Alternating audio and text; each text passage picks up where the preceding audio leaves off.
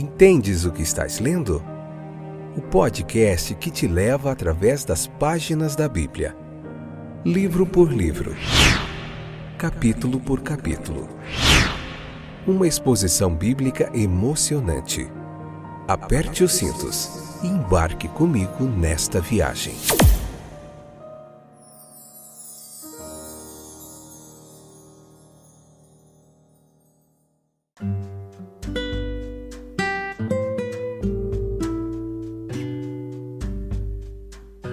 Olá, eu sou o Fábio e este é mais um excepcional, fora de série, fantástico, espetacular episódio do podcast Entendes o que estás lendo?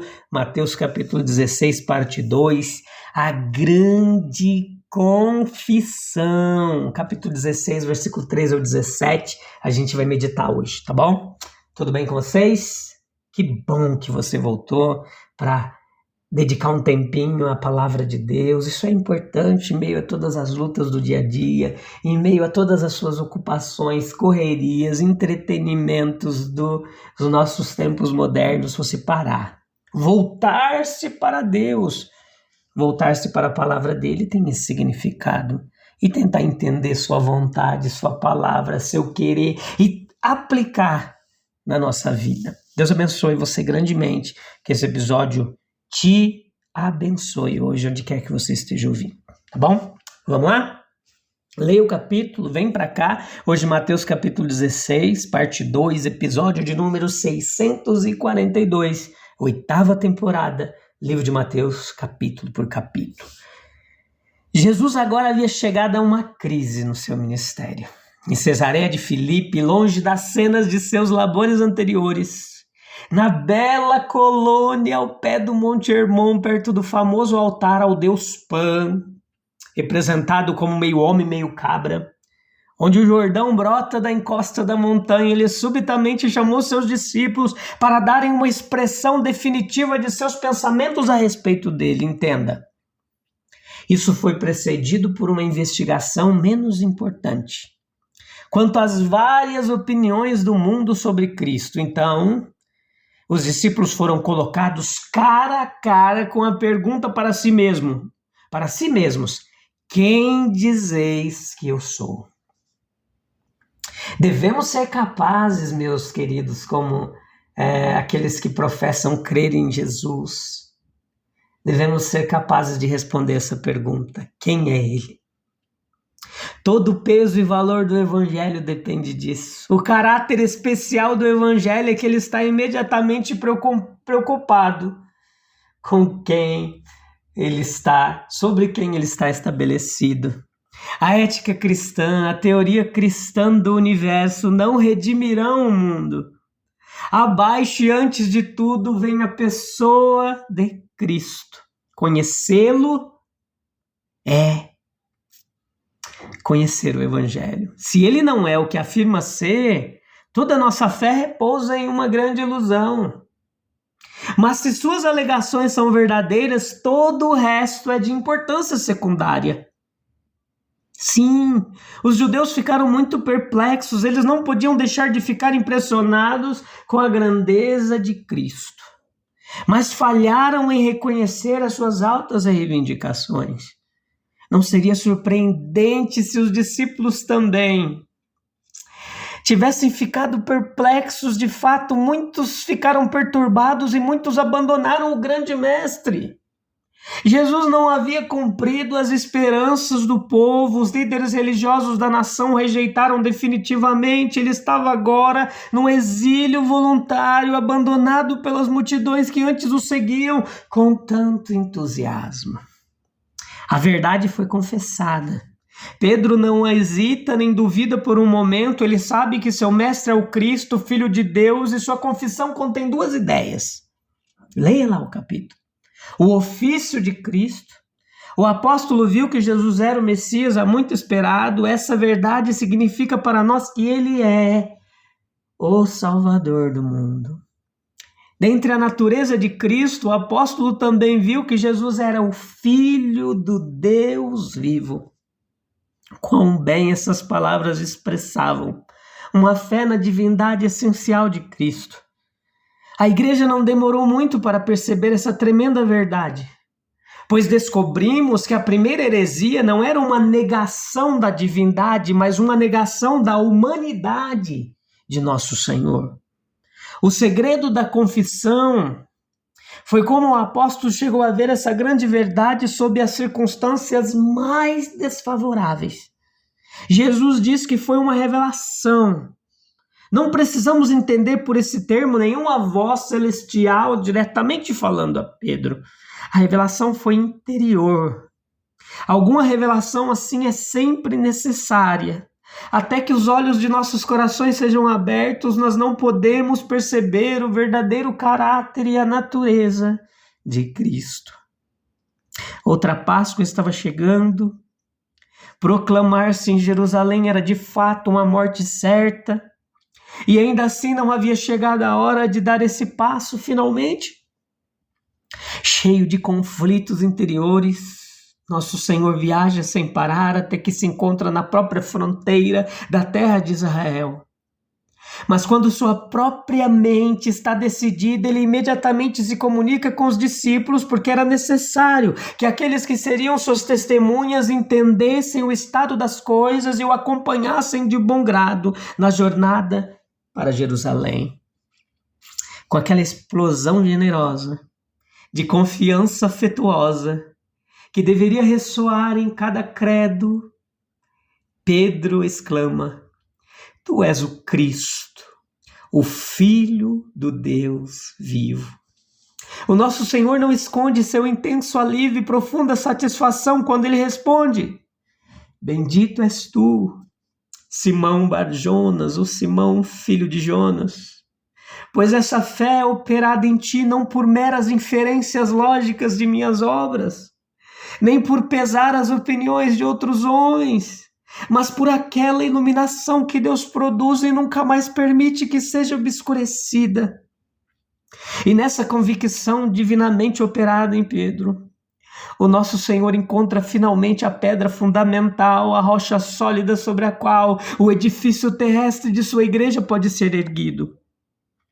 Agora, pela primeira vez, ele apresenta a seus discípulos a grande ideia de que este poder divinamente operado de ver sua natureza e confessá-lo está destinado a formar homens na mais distinta e permanente das associações. Que uma nova sociedade agora é iniciada neste pequeno círculo. Uma sociedade, no entanto, formada por aqueles a quem Deus chama e que se distinguem de todos os outros por seu apego ao que é divino e por serem recipientes de um ensinamento divino. Aleluia! O significado, portanto, deste momento não pode ser exagerado, embora tenha sido mal compreendido. Quando o Senhor diz, olha, sobre esta pedra eu edificarei a minha igreja, ele introduz às mentes de seus ouvintes uma nova ideia. Eles veem seus futuros associados na fé, formando juntos um edifício ou templo espiritual no qual Deus habitará. E eles têm a certeza de que em meio aos destroços de outras sociedades, isto permanecerá. O poder do Hades, o invisível, aquela região misteriosa para a qual todas as coisas humanas passam, não tem poder sobre a igreja. Este é o fato. Enquanto os impérios, os reinos, os governos se desintegram em uma mera memória, a igreja se renova de era em era e está tão viva agora como sempre. Mas que Cristo tenha previsto isso no exato momento em que tudo parecia acabado com sua esperança de ser recebido por Israel, parece quase tão maravilhoso quanto a continuidade da própria igreja. Eu te darei as chaves do reino dos céus. Isso certamente envolve que Pedro deveria ter uma posição de autoridade na igreja. E de fato foi Pedro quem abriu os portões do reino para os gentios. Esse poder é explicado ainda mais em uma forma de discurso comum entre os judeus e que tinha um significado perfeitamente definido. O poder de ligar e desligar era o que chamamos de um poder legislativo, o poder de introduzir novas leis e renovar e revogar as antigas. Tal é o retorno esmagador que nosso Senhor faz a Pedro por sua confissão. Nenhuma confissão pode rivalizar com a primeira ou pode trazer o conforto, o alívio, a esperança que Pedro trouxe ao espírito sobrecarregado de seu Senhor. Nenhuma confissão agora feita pode parecer ao nosso Senhor como uma rocha firme sobre a qual a igreja pode se erguer. E ainda assim, meus queridos, todo reconhecimento deve trazer gratificação ao seu espírito e deve ser respondido por algum reconhecimento mais ou menos distinto. Talvez não seja mais fácil para nós do que foi para Pedro chegar a uma decisão clara a respeito da pessoa de Cristo. Certamente havia um grande peso de autoridade contra Pedro, mas nosso próprio julgamento não está livre do efeito perturbador de influências semelhantes. O veredito dos líderes do pensamento em nossos dias é quase unanimemente contra as reivindicações distintivas de Cristo. Os cristãos também revelam uma consciência de que estão em uma posição menos segura e certa do que antes e são muito cuidadosos para deixar claro que apreciam as dificuldades da crença. Há um chamado ainda mais alto sobre nós para tornar nossa confissão de Cristo plena, clara, sincera, firme, para formar uma opinião para nós mesmos, para que venhamos a Cristo com que Ele pode aceitar como um novo tributo e não como um mero eco da confissão de outras pessoas. Vemos aqui que a diferença entre reconhecê-lo como profeta e reconhecê-lo como filho de Deus é exatamente a diferença entre fé e descrença.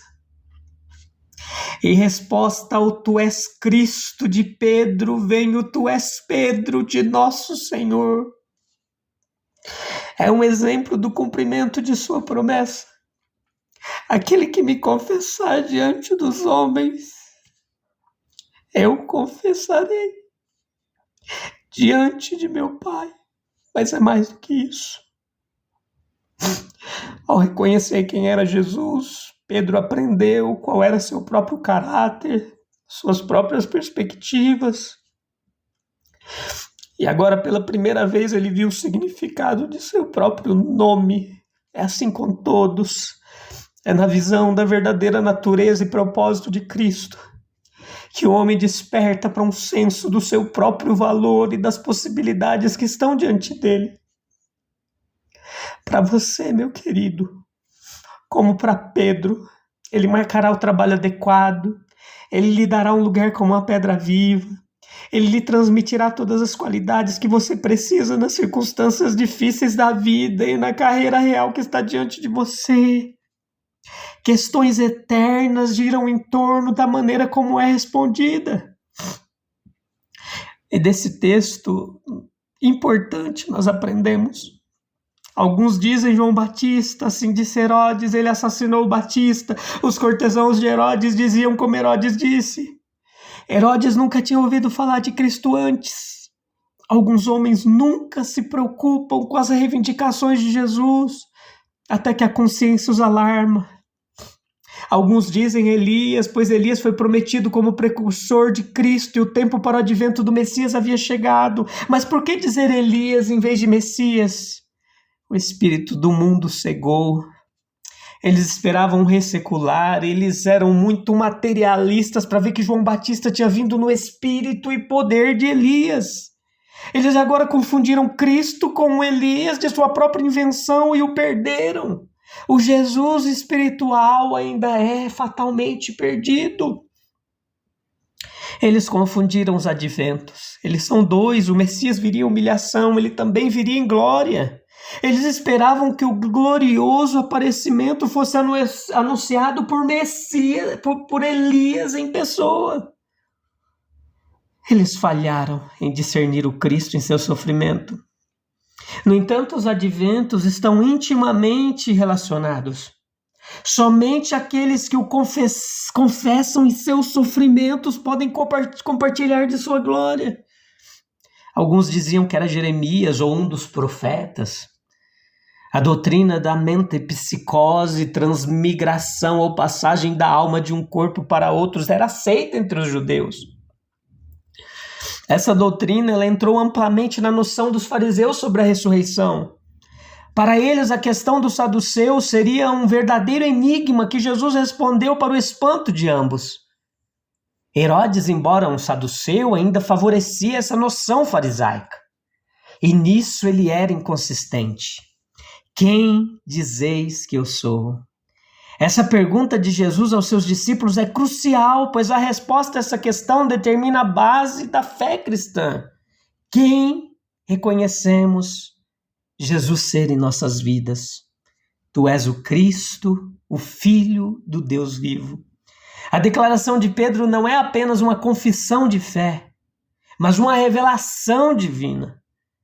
Nossa fé em Jesus como Messias e o Filho de Deus é uma verdade viva e operante em nós. Vamos orar para encerrar mais um episódio. Ó Senhor Deus, agradecemos pela revelação de quem é Jesus, o Cristo, o Filho do Deus vivo. Assim como Pedro, ajude-nos a confessar essa verdade com coragem e convicção. Que essa confissão seja a pedra fundamental de nossa vida e de nossa fé. Que possamos ser parte de sua igreja viva e renovada através de todas as eras. Firme contra as tempestades do mundo. Em nome de Jesus, nós oramos. Amém, amém, amém. A gente volta em breve, se Deus quiser, e a gente tem certeza que Ele quer. A gente volta no próximo episódio, juntinhos, para aprender mais o texto bíblico. Um abraço, Deus abençoe, até lá, tchau, tchau.